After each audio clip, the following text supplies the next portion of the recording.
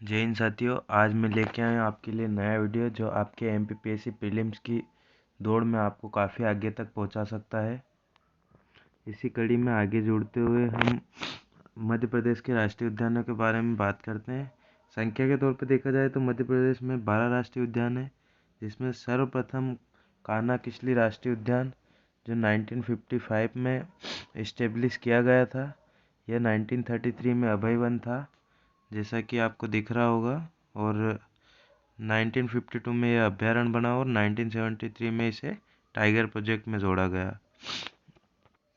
इसी के साथ दूसरे नंबर पे आता है अपना माधव राष्ट्रीय उद्यान जो शिवपुरी में है।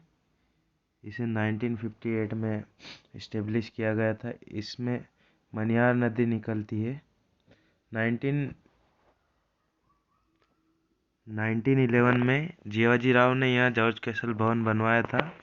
और सबसे महत्वपूर्ण बात यह है कि NH3 माधव राष्ट्रीय उद्यान से निकलता है। इसके पश्चात हमारा जीवाश्म राष्ट्रीय उद्यान जो डिंडोरी जिले में है। इसे 1968 में बनाया गया था और यह हमारे सबसे छोटा राष्ट्रीय उद्यान है। और इससे आगे हम बांधवगढ़ राष्ट्रीय उद्यान पे चलते हैं, जिसे 1968 में ही बनाया गया था। इसके मध्य से चरण गंगा नदी बहती है। यहाँ सर्वाधिक बाघ घनत्व है और सबसे महत्वपूर्ण, यह 12 पहाड़ियों से घिरा है जो विंध्याचल की पहाड़ियों पर है। इसकी अवस्थिति उमरिया जिले में देखी जाती है।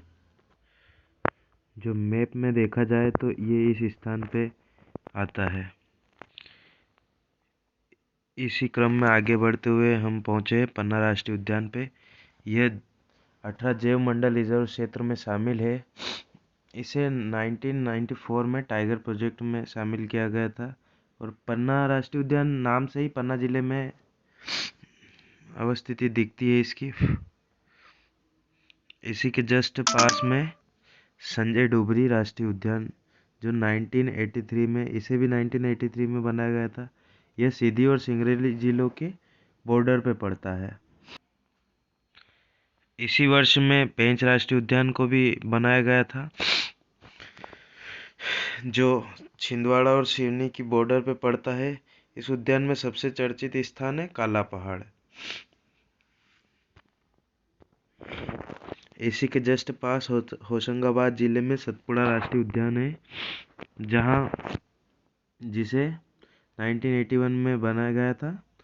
यह धूपगढ़ जो मध्य प्रदेश की सबसे ऊंची चोटी 1300 से ऊपर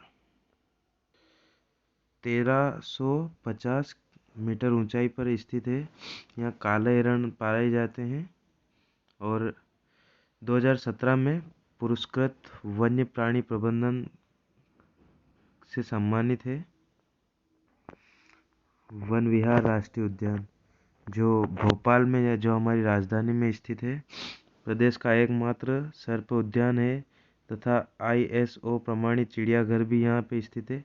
डायनासोर राष्ट्रीय उद्यान भी जो देखा था आपने 2010 में धार जिले में है, जो जीवाश्म जहाँ डायनासोर के जीवाश्म पाए जाते हैं। प्रदेश का दूसरा ये जीवाश्म राष्ट्रीय उद्यान है।